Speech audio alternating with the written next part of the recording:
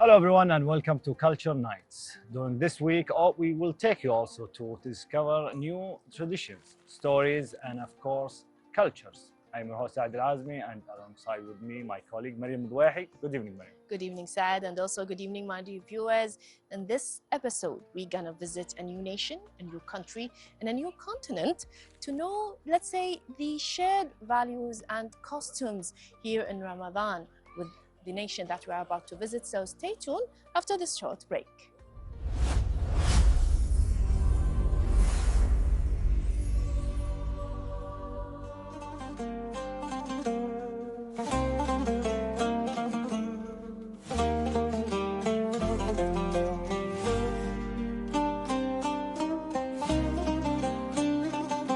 Tell me, what is so special about Ramadan here in Kuwait? Ramadan in Kuwait, Girgaan. Well, Ramadan is good, yeah. Girgaan and Mbarkiya. It's good place, you know. Very good place. When we swim and when it's Maghrib, we go eat and then we go outside to play. Very interesting. What about you? When we eat, then we eat sweet. Okay. Well, this Ramadan especially coming in winter, so it will be easiest Ramadan. Family with sambusa. Oh, family and sambusa. So what's your favorite sambusa? Sambusa cheese. Nice. Yes, we here since 1999 and it's a very special Ramadan for me here is very special. Unfortunately, it's more than Egypt. Egypt is very crowded and family visits too much, but here just very quiet and it's special for me. It's very quiet.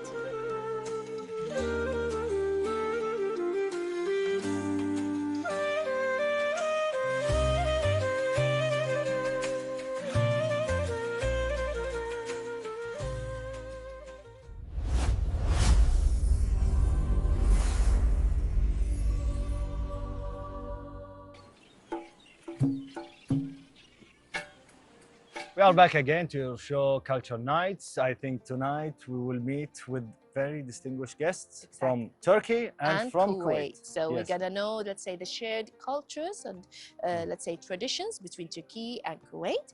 We're gonna have with us Dr. Alnajadah, Yes. and also the ambassador Of Turkey. of Turkey. Yes. She's gonna share, let's say, the most popular traditions during Ramadan. Yes. And also, there's something interesting for you, Yeah. Saad. Coffee and baklava. Exactly. Have you been to Turkey? No, never been to Turkey. I You always should- tell my father, let's go to Turkey, but no. You should be, this is like the most important thing for you. After Eid, you should go. Maybe. Inshallah. And today or tonight, we will talk with the ambassador about Turkey and also with Dr. Ali Alnajadah. So it will be a very interesting episode. Stay with us.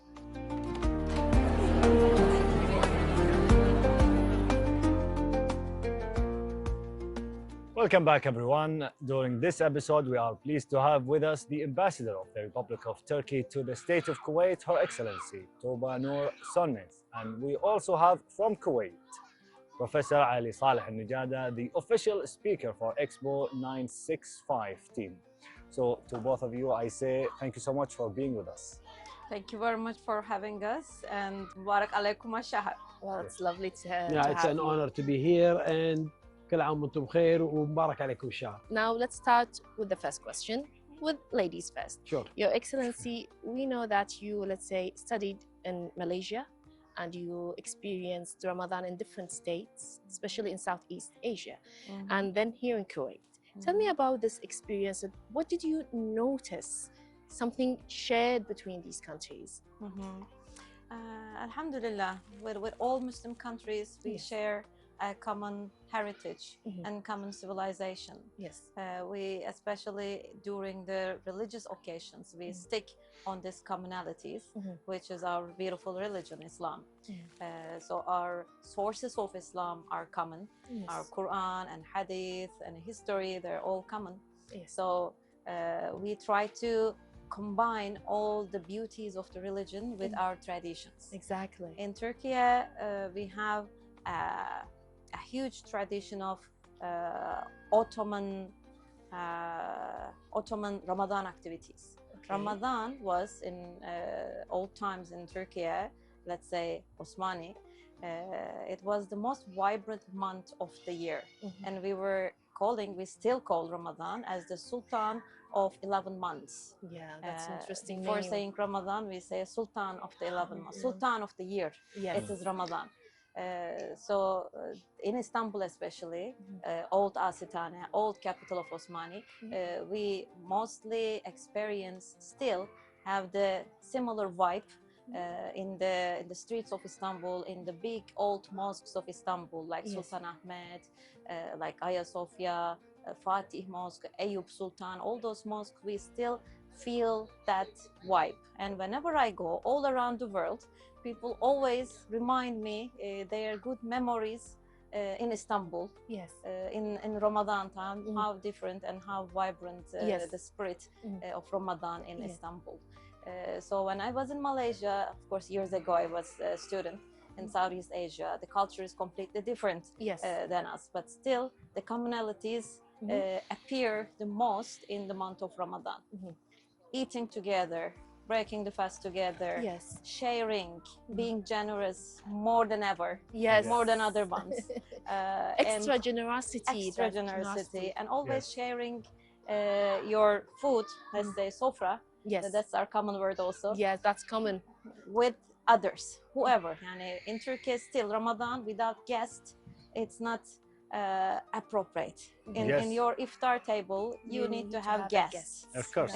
Either needy people, students living in the same apartment, in the same building with you, or neighbors, or your relatives, or anyone. Yes. If we don't do it at home, we make street iftars.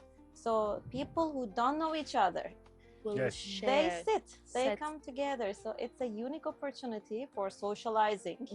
And that's the commonality in Kuwait also. In other Muslim countries in Southeast Asia, like Malaysia or Indonesia, people come together, have the opportunity to get to know each other deeper and deeper, and have the joy other than ibadah, other than sawm. Fasting is something else. It's for yourself, but to be connected with someone else, to help self-discipline, to teach yourself, to remind yourself all the year again and again, but also sharing. And from one side, you are rediscovering your inner depth and teaching yourself again and again, being a more disciplined individual, but in the other side, enriching other circles and becoming socializing and hearing other people's thought, other people's problems, stories, like the tradition of Divaniya in Kuwait. Every year it's open, but in Ramadan it's different. It's different. It's another level. To talk about Ramadan, you said that there is no difference between how we conduct Ramadan, right? So now, when you said, actually, I missed Istanbul when you said Sultan Ahmed and Hagia Sophia, and you must go. I must since go. you've never been to never Turkey. Been to Turkey. Now let's. I've never been to Turkey. Yes. Now but let's. It's on top of my bucket list. Inshallah. Let me know. I'll give you my list. Okay. Why not? So now let's switch to Kuwait cultural identity when talking about Ramadan. Ramadan is Ramadan everywhere. Yes. Dr. Professor Ali. So to talk about the Kuwait Ramadan is to talk about culture. Tell us about that. Why people fast in Ramadan, or what are the, let's say, benefit of fasting in Ramadan? What are the cultural attachment to the month of Ramadan? Well, first, people practice Ramadan or fast in Ramadan because this is required for all Muslims. Yes. Okay, whether they are in Kuwait or in any other country. That's part of our religion. And it is an occasion where people get together. When we tie it with the Kuwaiti culture, so the month of the Ramadan for the family, it's a good time for getting together, not just to have a meal together, but also to talk about family matters. And also it's a time for, let's say, the older persons to teach the younger persons, if they are children, grandchildren, especially if the house, what we call it, the extended family. Yes. We have the grandparents, the parents, and the children all together. It's a good time for them to be learning from each other and teaching younger generations. And by doing that, they kind of transfer knowledge and tradition and culture from older generation to a younger generation. It's also the month of Ramadan. It's a time for people to kind of share with the others, especially the neighbors. We have something we call nuqsa. So nuqsa, it's something that, let's say, if we make haris, in one house they make haris, they also consider giving some of it to their neighbors, especially the closer people. And that's one way also to strengthen the ties between the people in the same neighborhood. Yeah, you love that. And by then, by before Ramadan, you will notice that the table or sufra, if they sit on floor, it's full of a lot of dishes because of nuqsa. People send and exchange, let's say, they exchange taste and part of their food with each other. That is something we see a lot during Ramadan. So it's a nice thing. But now the concept of nuqsa also changed with time. You know, the nice thing about the nuqsa, it's not the food. No, it's the feeling that comes with the food. That you know that your neighbors have been thinking about you in a very positive way, and then you return that. And it was very nice. Also, the tradition is that they bring a plate with, let's say, a sample of their meal or their food. And then you wash, after you finish the food, you wash it, and then the same plate you put food from it and then take it on the next day. You know why, Professor, I said I like that? Because we have neighbors, friends with my mother, Hazza, Talal. Every time I come, I say, where is Hazza's? Because she's a very good cook. So it's how to change the taste between the whole neighborhood. This is the heritage and something that I wish we never lose here in Kuwait. There is also another thing, is that, you know, it's also a time for people to get together, especially in the mosque. They, you know, men and also women, they do that. They get together in the mosque between the prayer, let's say, of Dhuhr and Asr. They may sit, they read the Quran, they may discuss some of the Islamic teaching, they may exchange ideas and so forth. They get to see their neighbors more, because during, you know, before and after Ramadan, everybody is very much busy working and doing their businesses. But during the month of the time, they kind of have that time, the social time. So that's another thing. Also for the entire country, especially, you know, in the past, and I believe that this is also extending now, we have the cannon. We call it al-midfa, and that's something that, you know, engraved in the Kuwaiti culture. In the past, people, to know that this is the beginning of the month of Ramadan or the end of Ramadan, with the cannon, the sound of the cannon, and then for suhoor, to stop eating and to break fasting also with the sound of the cannon.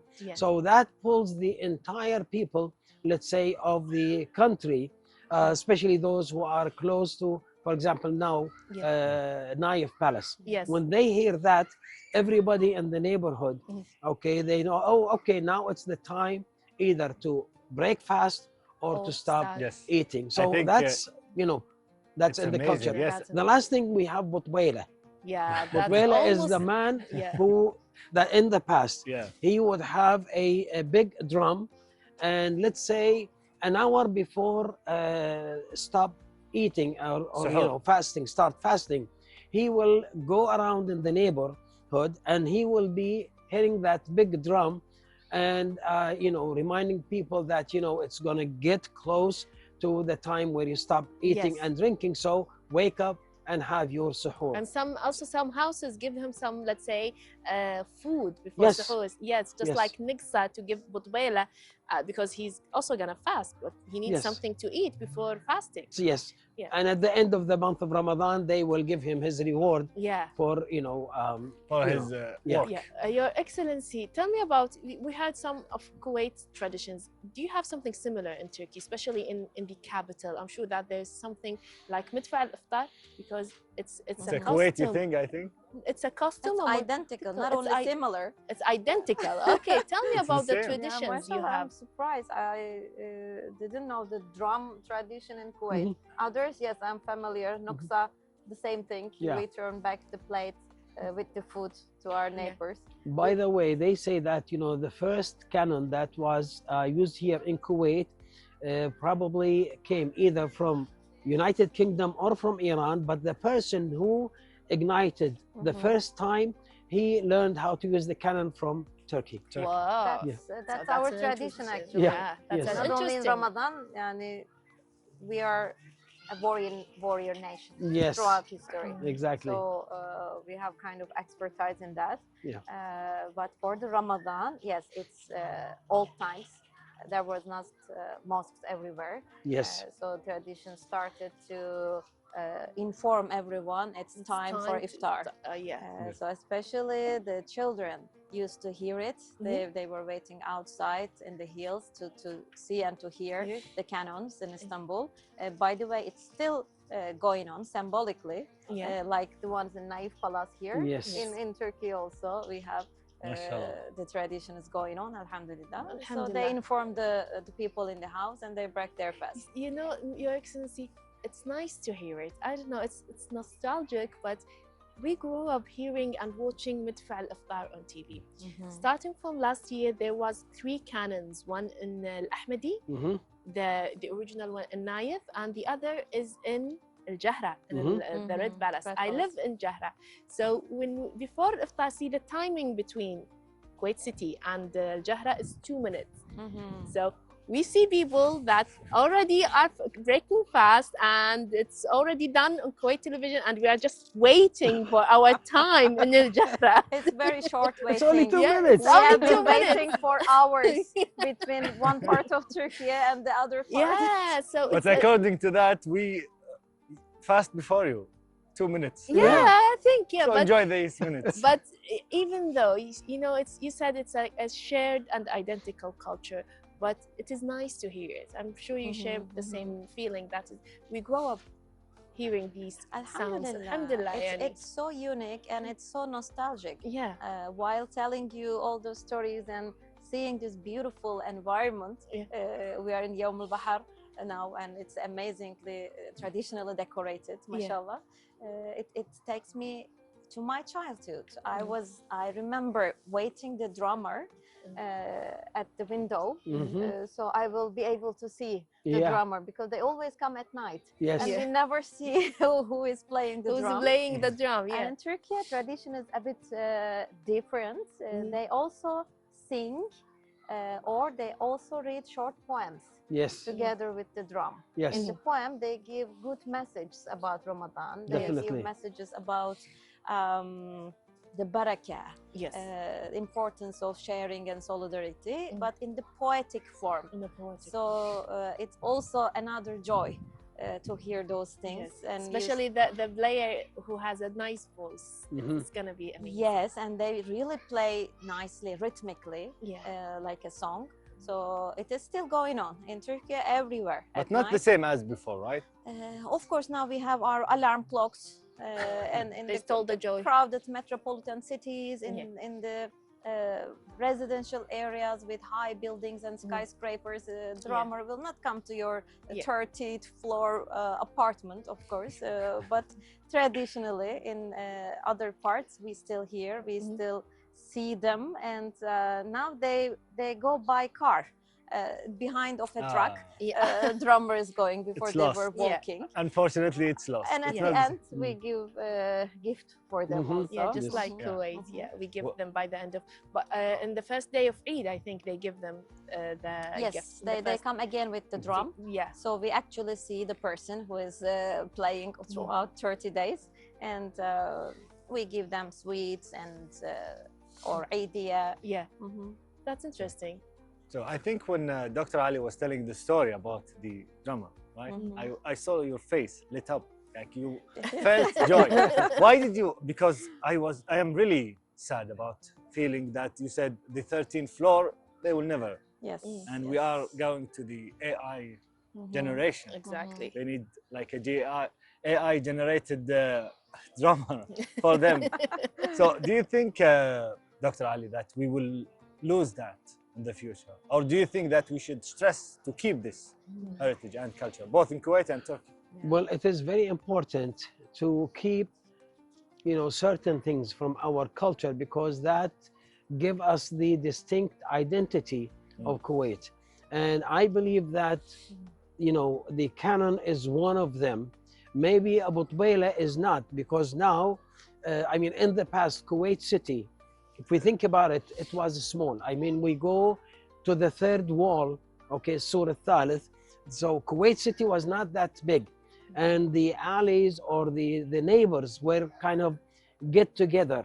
And it was easy to hear the sound of the drums. Yeah, But as Her Excellency, she said, now we live in, let's say, villas, and we live in closed spaces. So it might be a little bit hard for the Butbayla to get his voice to everybody, unless he does that through the TV or the radio. Okay, then that could be another solution.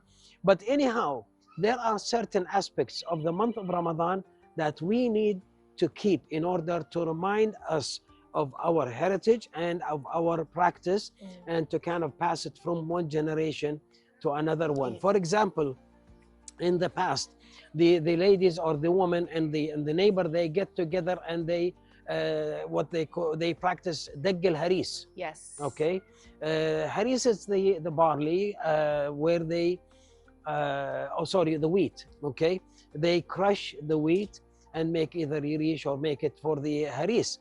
Now we don't have that kind of practice. Tradition. And they also, Professor, they also used to like have a certain dance and songs for that tradition before Ramadan. Aud al-Mhanna was one of the, you know, very famous Kuwaiti singers. But we still have the haris as part of the tradition, especially during the month of Ramadan. We have al-Gaymat, we have Zalabia, we have, you know, some of the sweet still continue. And with each one, I would encourage the elderly, okay, if we have, you know, grandparents or we have the parents, to tell their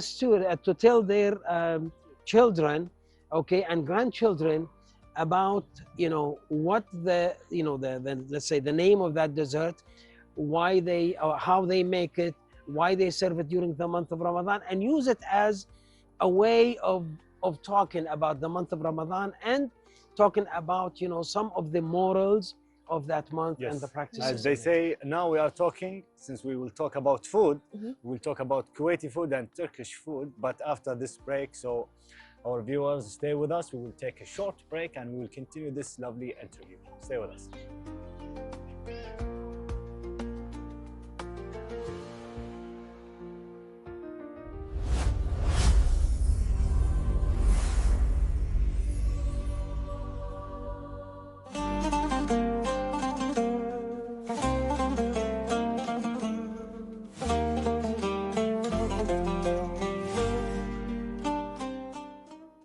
Welcome back again, and during this segment we will discover some Kuwaiti delicious and also traditional food. With us, Iman Marafi. Thank you so much for cooking this You're for very everyone. welcome. So tell me, what are you doing? So I'm frying the sab al-gafsha, which is called sab al-gafsha because we usually pour it like this. So you take 1 spoon, just a small amount, then you drop it with the other spoon. Can you tell the audience or the viewers what are the ingredients for sab al-gafsha? Yeah, of course. There are like 2 variations or more, whether you are in Kuwait or in the GCC countries. They use chickpea flour and rice flour, white flour, and like our version, we use only white flour and regular flour. But I see the yellow color. What is it? This is saffron soaked in rose water. All right. Yes, and you add sugar, eggs to it, and a little bit of yeast. So I tried this earlier. Did you like it? Yeah, I love it. So what do you say to, especially Kuwaitis, who say that cooking food, Kuwaiti food, is difficult? No, it's really easy, but once you get to know it, like, you will fail sometimes. It's okay. It's okay. Failing is like for succeeding the other time. But they feel the shame because other people are very hungry and they give them something failing it. Well, you shouldn't try the first thing, like for the first time with someone that is like as a guest. Yes. You could try it first at home. Yeah. If it succeeds, then you can do it again. let me tell you, Iman, I tried it and I will try it after this segment. It's really delicious. Inshallah. Thank you so much. Bon appetit. Thank you so much. Thank you so much. And enjoy it. Thank you so much. So that was صب القفشة, and now we will take a short break and we will continue. So stay with us.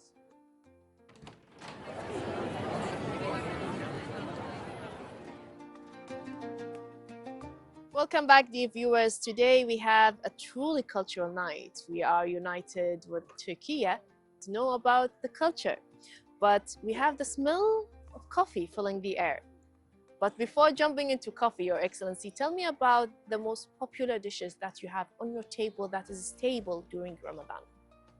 For the Ramadan, first of all, it has to be not lots of variety, but humbleness of the food is important. Yes. So for us as Turkish people, we are addicted with certain things. One is chai. Okay. Definitely. Chai. The other one is bread.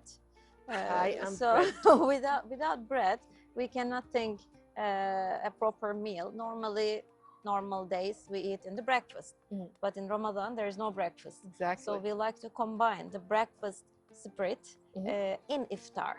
So there has to be this table of iftariye, what we call it iftariyelik, tamar, of course, cheese, olive, walnuts, dry fruits, nuts, whatever we have. It's all healthy but and organic. Small, like snacks. But it's the breakfast kind of snacks mostly. Just more like appetizers. Appetizers. So we start with those appetizers and fresh pide. This is our Ramadan pide. Yes. People wait for hours in front of certain bakeries. What's the name of it? Pide. Pide. Just to have this while I know the sulka one. Yeah. So it has to burn your hand when you take it to your home. But you are fasting. You cannot just take a little bite. I know the smell. It's a big challenge. Yeah, it's a challenge. Just like bringing the bread from Al-Khabbaz in Kuwait. Yes. Yeah, it's a challenge to maintain the full bread and not to be, you know, half of them is gone. Yeah, half of it. During the ordinary day, we would eat the first slice, half of it. But mostly this is the job for children in Turkey. They because mother is preparing at home and because it's easy to make. They have to. But if they are fasting in that time, it's a big challenge for them. So even kids in Turkey have, let's say, certain chores and responsibilities. Definitely, definitely. During Ramadan, Your Excellency, coffee. Thank you. So our Turkish coffee is here.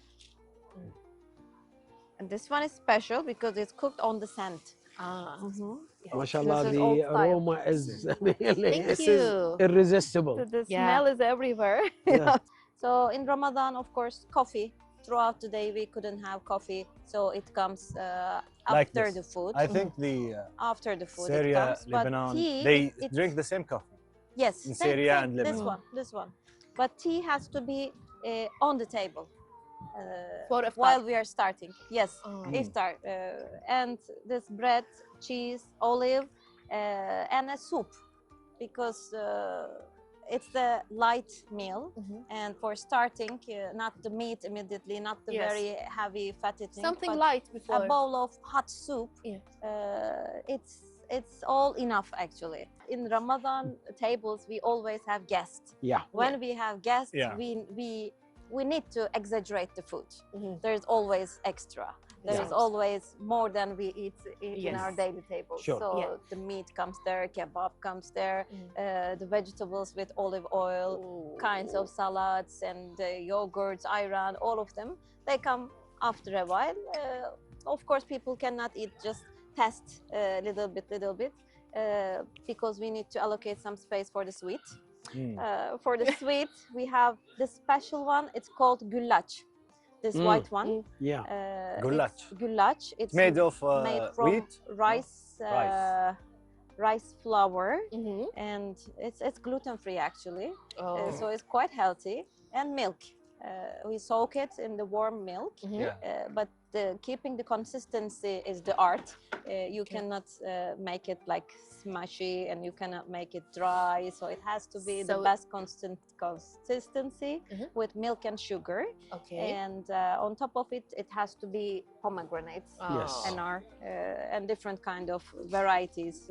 Now that's interesting. People are doing it modern ways with chocolates, with strawberries. No, always stick to traditional and classic. This is the traditional walnuts inside, walnuts and pomegranate. Well, this you is put called syrup. village. You put syrup on the top of it, or no syrup, or no milk. Milk. Milk. In the milk there is sugar. Sugar. Okay. Sugar, milk, and walnuts. And walnuts. Between the layers. So this is our traditional Ramadan sweet. We will give you time to drink your coffee, Your Excellency, and we'll switch to Dr. Ali. Now, we are Kuwaitis. We know what Kuwaiti food is. Now, let's talk about the old days, our heritage as Kuwaitis. What do we eat? In the past, first, when like people, when years. people break fasting, the first thing they do, okay, they eat dates. They take maybe 1 or 3. Usually, it has to be an odd number, and maybe some liban. Okay, and then they go to pray, especially go to the mosque to pray jama'ah, and then they come home, and that's when they start eating. And there are a number of dishes that they are very, let's say, famous during that time, and also now. For example, the one that usually is being served on the table, haris, okay, and also tashrib. Tashrib, it's it's a bread, okay, but it's different, Either the one that they get it from the Iranian bakery, or the one that they make it at home. They call it khubz rgag. It's the very thin, crispy then, bread. And then they put on the top of it some sort, we call it marag lahm, marag diyai. Also, we have sometimes they have yirish, okay, another dish, rice also with meat. They don't, the majority, they don't eat fish during the month of Ramadan. We eat fish. We eat fish. No. A few people, I would say it's not one of the main dishes. Yes, it's basically because they believe, they say, fish love water, whether it is alive or it's dead. I mean, in the stomach. So they are afraid of getting thirsty, especially during the summer season.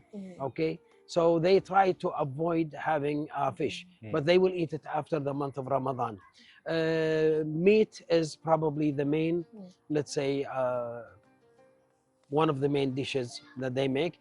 The sweet is al-gaymat. Yes. That's, How long ago the gaymat started in Kuwait? How long ago? Like 50 years? We also have lokaymat, by the way. We call it lokma. Lokma, No, it has been there for as long as I know. Okay. And also there is another thing that they make mahalbiya, okay, or maghuta. Mahalbiya is that they make it, it's flour with water and maybe some saffron, some cardamom. Rose water? Rose water? No, they have to boil it. Okay, until it becomes a thick liquid, and then they leave it to kind of cool down, and it gets to be thick. Then we have maghuta. Maghuta, for some people, they make it with milk. Okay, tea is also, they drink tea and they drink also coffee, but what we call the Arabian coffee. Yes. Okay, it's not the not the The espresso. little qahwa always should be there, ready after iftar, after we leave the table. And whatever is left from, let's say, the fudur, they save it for the suhoor, and they finish it up. And usually they don't cook that much of food, each family. But mashallah, at the end of, at the time of the futur, it will be very much, full, because everybody from the neighborhood is bringing different plate. There is also some, they make what they call it khubz arug. Khubz arug, it's some sort of kebab, where they mix flour with vegetables, and maybe they put either little meat or no meat. Yeah. Okay, just the vegetables, and then they fry it and make it kubba.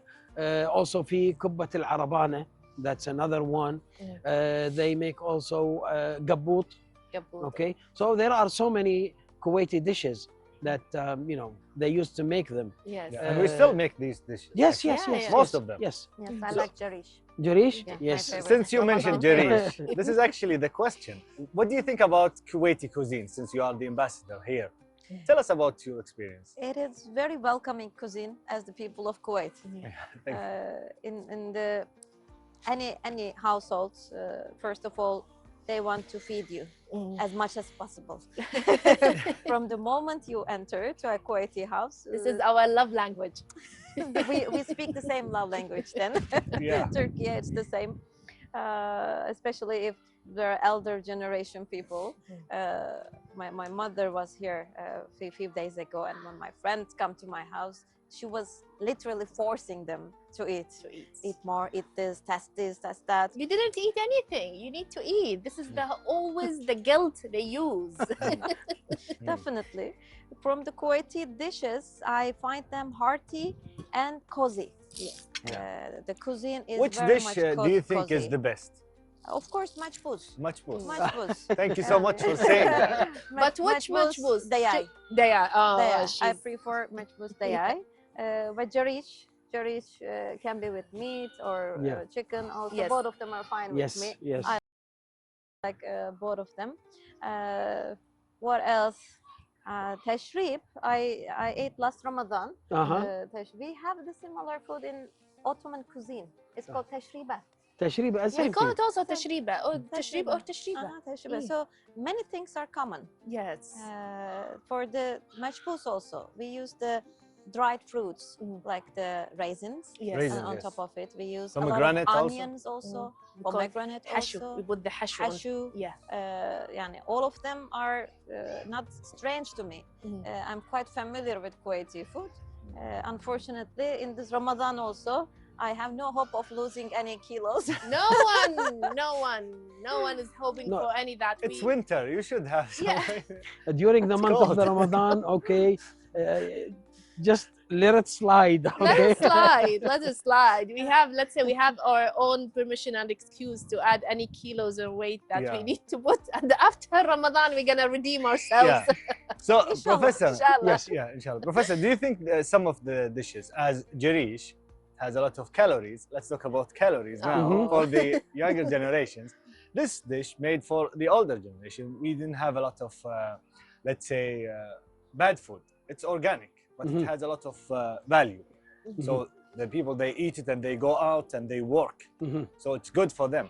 Do you think it's not good for the younger generation since it has a lot of calories? No, it's really good, but I believe that they did not taste it the right way, okay? They did not have it cooked the right way. If they do, I mean, with their mother, I mean, until now, I, you know, remember my mother, peace upon her, I still miss her food, okay? Yeah. Because, you know, it had a smell, the smell, the taste, the texture of the food. So whatever my mom will cook, we will be, you know, waiting, okay, for her to start serving us the food. Now I believe because of we have, you know, the foreign kind of food, okay, younger generations are more into other kinds of food and they don't taste the traditional, the Kuwaiti food the way used to. They don't enjoy it. I have to tell you, Professor, we are the last generation of the, let's say, Jil al-Taybin, the good ones. So I think the good generation. The good generation. See, Professor, I was raised by my aunts from my father's side, and also I attended my late grandmother from my mother's side. She taught me how to akhbaz, to bake with tanur. She taught me how to, let's say, make the dough. And my aunt and my late grandmother from my father's side taught me how to make gaboot and how to make margoug. My mother taught me how to make mtabbaq baby. So I'm, let's say, a pro in Kuwaiti cuisines. See, by the way, that was the way of our mother, grandmothers, and ancestors teaching their daughters at a very early age to get in the kitchen, watch, learn, help and then start cooking. Yes. And that was one way to prepare them to be good wives in the future. Okay. And also for the boys, their parents would take them with them, either to do their handcraft, whatever kind of job they do. So they learn it from their older generations. Unfortunately, now there is a gap between the generations, okay? And that gap has been created, whether we believe in it or not. Parents, okay, are no longer the same as in the past. You talk to, let's say, to young generations, they, especially, you know, the girls, they will tell you that we are very much busy working. We don't have time to cook. We don't have time to do the same meals as our mothers and grandmothers do. So they want to go for something that is fast. Yes. And by the way, that creates some kind of a split between generations or gap between generations.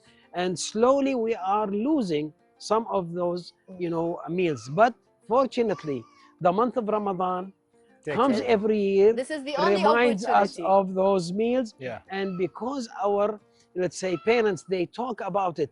We used to eat this and we used to do that. Yeah. Then the younger generation will say, well, how about if you cook it and we try it? And once they try it, they get hooked to it. Yes. And hopefully that will continue with the new generations. Yeah, that's amazing. So you're not going to be the last one. Yeah. There will Hopefully be you will another pass it to your children. I But will do it, yeah. Yeah, Your Excellency, I have a personal question. What is your fondest memory of Ramadan when you were little, or even when you were studying in Malaysia? Ramadan is the month of charities for us. So my life, starting from my childhood, was around charities, humanitarian organizations. In Kuwait, that's what catches me. I admire Kuwaiti people for their tradition of generosity, and the number of humanitarian organizations in Turkey, in Kuwait, is similar to Turkey. Maybe that's why I feel home here. I don't feel any stranger. We had, when I was a child, we had certain duties to help for all kind of organizations. My mother was head of a woman charity for orphans, for needy people, for refugees. As you know, we have more than 5 million refugees in our country from all around the world. So it's really a time to realize and notice what's happening around us. Yes. And this year also, not everyone is as lucky as we are. In our region, in different parts of the world, in Gaza, what's happening is really breaking our heart, and this is encouraging us to be more active, both during Ramadan and other times of the year. So my Ramadan memory, once I was in a camp distributing ADs, but surrounded by orphans. That was a catching memory for me. I still remember them, and they were calling us Ummul Aytam to my mother. That's especially. a lovely name, to be honest. So I was hungry because we were always busy for distribution, organizing, and taking care of everything in the organization. But my heart was very full. And my stomach was hungry, no time for ourselves. We were there for them, not for ourselves. But really, that was very satisfactory for me, the best Ramadan. Well, that's so amazing. I try to catch those kind of moments whenever I have opportunity. Even in Turkey, we try to go to those neighborhoods where mostly needy people or refugees are living, and we are cooking their kind of food with them, because maybe they don't like our food. Yes. Maybe yani, who doesn't like Turkish food? That's another discussion, but maybe maybe help them with their food. Yeah, they miss their own cuisine. Spices are different and everything, so we try to adjust our charity tradition to their taste. These are small gestures, small kindness, and also we include children in our Ramadan. That's in order to pass the tradition to the next generations. And it's from our Ottoman tradition also. Our Ramadans are child-friendly. So, Your Excellency and Dr. Ali, thank you so much for coming to Culture Night. You're We welcome. really went to Turkey and we went to the old times Kuwait. Thank you to the both. Thank You you are very welcome. much for having us. You are most welcome. Ramadan Kareem. كل عام وانتم بخير ومبارك عليكم الشهر. And I think now we will continue Culture Nights, but after this short break, so stay with us.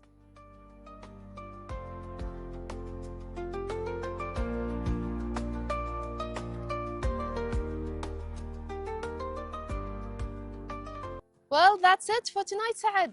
We Yes. reached the end, unfortunately. Yes, we are pleased to have with us today the ambassador of Turkey and also Dr. Alnajadah. We talked about different cultures, we talked about food, Over a cup of coffee. and the interesting way how the Turkish people make the coffee with the sand and heat.